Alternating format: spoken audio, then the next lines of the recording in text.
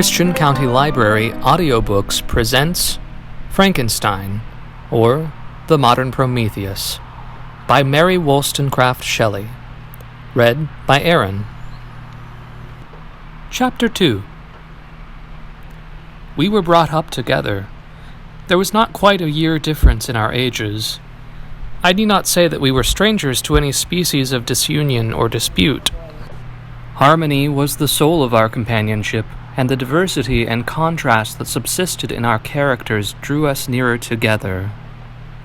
Elizabeth was of a calmer and more concentrated disposition, but with all my ardor I was capable of a more intense application, and was more deeply smitten with the thirst for knowledge.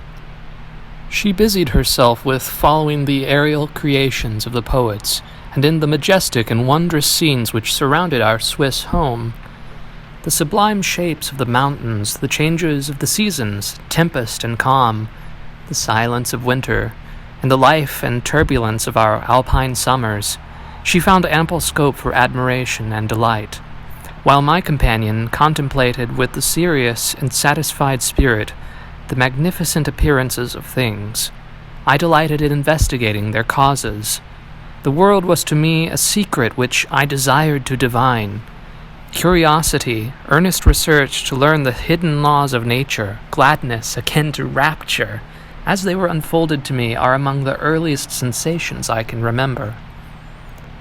On the birth of a second son, my junior by 7 years, my parents gave up entirely their wandering life, and fixed themselves in their native country. We possessed a house in Geneva and a campagna in Bellerive, the eastern shore of the lake, at the distance of rather more than a league from the city. We resided principally in the latter, and the lives of my parents were passed in considerable seclusion. It was my temper to avoid a crowd and to attach myself fervently to a few. I was indifferent, therefore, to my schoolfellows in general, but I united myself in the bonds of the closest friendship to one among them. Henry Clerval was the son of a merchant of Geneva. He was a boy of singular talent and fancy. He loved enterprise, hardship, and even danger for its own sake. He was deeply read in books of chivalry and romance. He composed heroic songs and began to write many a tale of enchantment and knightly adventure. He tried to make us act plays and enter into masquerades, in which the characters were drawn from the heroes of Roncesvalles, or of the Round Table of King Arthur and the chivalrous train, who shed their blood to redeem the Holy Sepulchre from the hands of the infidels. No human being could have passed a happier childhood than myself. My parents were possessed by the very spirit of kindness and indulgence. We felt that they were not the tyrants to rule our lot according to their caprice, but the agents and creators of all the many delights which we enjoyed. When I mingled with other families, I distinctly discerned how peculiarly fortunate my lot was, and gratitude assisted the development of my filial love. My temper was sometimes violent, and my passions vehement, but by some law in my temperature, they were turned not towards childish pursuits, but to an eager desire to learn, and not to learn all things indiscriminately. I confess that neither the structure of languages, nor the code of governments, nor the politics of various states possessed attractions for me. It was the secrets of heaven and earth that I desired to learn, and whether it was the outward substance of things, or the inner spirit of nature and the mysterious soul of man that occupied me, still my inquiries were directed to the metaphysical, or in its higher sense, the physical secrets of the world. Meanwhile, Clerval occupied himself, so to speak, with the moral relations of things. The busy stage of life, the virtues of heroes, and the actions of men were his theme, and his hope and his dream was to become one among those whose names are recorded in the story of gallant and adventurous benefactors of our species. The saintly soul of Elizabeth shone like a shrine-dedicated lamp in our peaceful home. Her sympathy was ours, her smile, her soft voice, the sweet glance of her celestial eyes were ever there to bless and animate us. She was the living spirit of love to soften and attract. I might have become sullen in my study, rough through the ardor of my nature, but that she was there to subdue me to a semblance of her own gentleness. And Clerval, could aught ill entrench on the noble spirit of Clerval?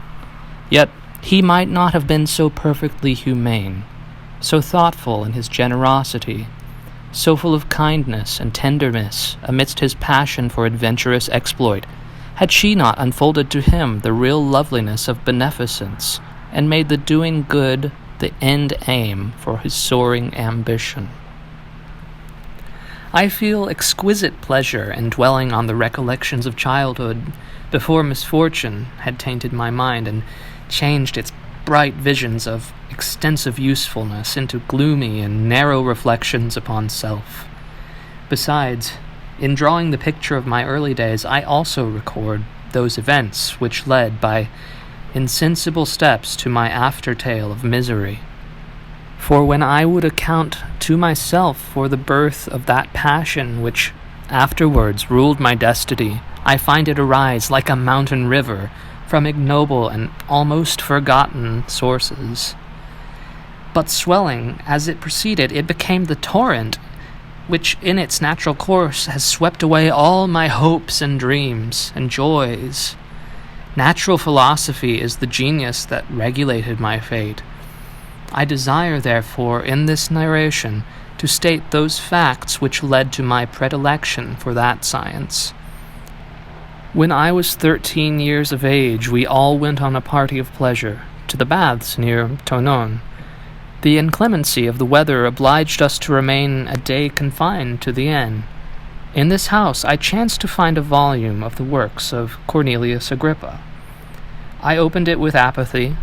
The theory which he attempts to demonstrate and the wonderful facts which he relates soon changed this feeling into enthusiasm. A new light seemed to dawn upon my mind, and, bounding with joy, I communicated my discovery to my father. My father looked carelessly at the title page of my book and said, "Ah, Cornelius Agrippa.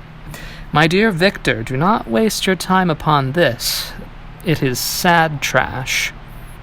If, instead of this remark, my father had taken the pains to explain to me that the principles of Agrippa had been entirely exploded and that a modern system of science had been introduced which possessed much greater powers than the ancient, because the powers of the latter were chimerical, while those of the former were real and practical, under such circumstances I should certainly have thrown Agrippa aside and have contented my imagination, warmed as it was, by returning with the greater ardor to my former studies.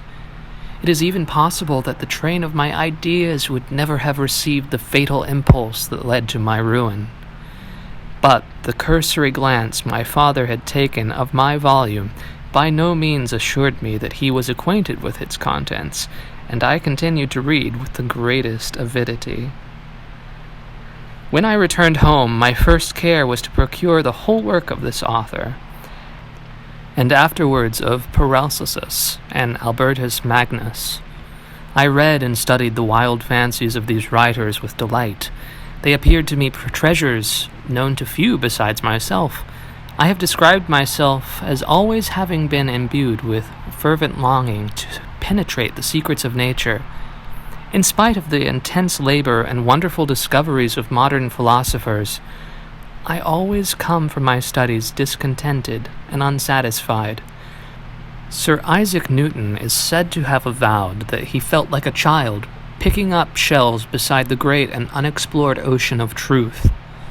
Those of his successors in each branch of natural philosophy with whom I was acquainted appeared even to my boy's apprehensions as tyros engaged in the same pursuit.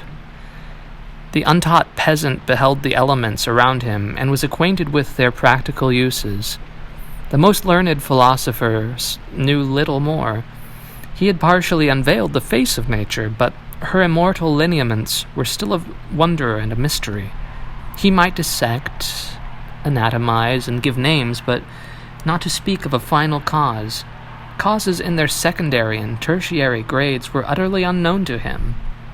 I have gazed upon the fortifications and impediments that seem to keep human beings from entering the citadel of nature, and rashly and ignorantly I had repined. But there were books, and here were men who had penetrated deeper and knew more. I took their word for all that they averred, and I became their disciple. It may appear strange that such should arise in the 18th century, but while I followed the routine of education in the schools of Geneva, I was to a great degree self-taught with regard to my favorite studies. My father was not scientific, and I was left to struggle with a child's blindness, added to a student's thirst for knowledge. Under the guidance of my new preceptors, I entered with the greatest diligence into the search of the philosopher's stone and the elixir of life, but the latter soon obtained my undivided attention. Wealth was an inferior object, but what glory would attend the discovery if I could banish disease from human frame and render man invulnerable to any but a violent death? Nor were any of these my only visions. The raising of ghosts or devils was a promise liberally accorded by my favorite authors, the fulfillment of which I most eagerly sought. And if my incantations were always unsuccessful, I attributed the failure rather to my own inexperience and mistake than a want of skill or fidelity in my instructors. And thus for a time I was occupied by exploded systems mingling like an unadept, 1,000 contradictory theories and floundering desperately in a very slough of multifarious knowledge, guided by an ardent imagination and childish reasoning, till an accident again changed the current of my ideas. When I was about 15 years old, we had retired to our house near Bellerive, when we witnessed a most violent and terrible thunderstorm. It advanced from behind the mountains of Jura, and the thunder burst at once with frightful loudness from various quarters of the heavens. I remained, while the storm lasted, watching its progress with curiosity and delight. As I stood at the door, on a sudden I beheld a stream of fire issue from an old and beautiful oak which stood about 20 yards from our house, and so soon as the dazzling light vanished, the oak had disappeared and nothing remained but a blasted stump. When we visited it the next morning, we found the tree shattered in a singular manner. It was not splintered by the shock, but entirely reduced to thin ribbons of wood. I never beheld anything so utterly destroyed. Before this, I was not unacquainted with the more obvious laws of electricity. On this occasion, a man of great research in natural philosophy was with us, and, excited by the catastrophe, he entered on the explanation of a theory which he had formed on the subject of electricity and galvanism, which was at once new and astonishing to me. All that he said threw greatly into the shade Cornelius Agrippa, Albertus Magnus, and Paracelsus, the lords of my imagination. But by some fatality, the overthrow of these men disinclined me to pursue my accustomed studies. It seemed to me as if nothing would or could ever be known. All that had so long engaged my attention suddenly grew despicable. By one of those caprices of the mind which we are perhaps almost subject to at early youth, I at once gave up my former occupations, set down natural history and all its progeny as a deformed and abortive creation, and entertained the greatest disdain for a would-be science, which could never even step within the nature of real knowledge. In this mood of mind, I betook myself to the mathematics and branches of study appertaining to that science as being built upon secure foundations, and so worthy of my consideration. Thus, strangely, are our souls constructed, and by such slight ligaments are we bound to prosperity or ruin. When I look back, it seems to me as if this almost miraculous change of inclination and will was the immediate suggestion of the guardian angel of my life, the last effort made by the spirit of preservation to avert the storm that was even then hanging in the stars and ready to envelop me. Her victory was announced by an unusual tranquility and gladness of soul which followed the relinquishing of my ancient and latterly tormenting studies.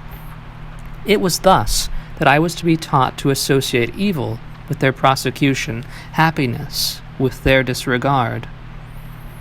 It was a strong effort of the spirit of good, but it was ineffectual. Destiny was too potent, and her immutable laws had decreed my utter and terrible destruction.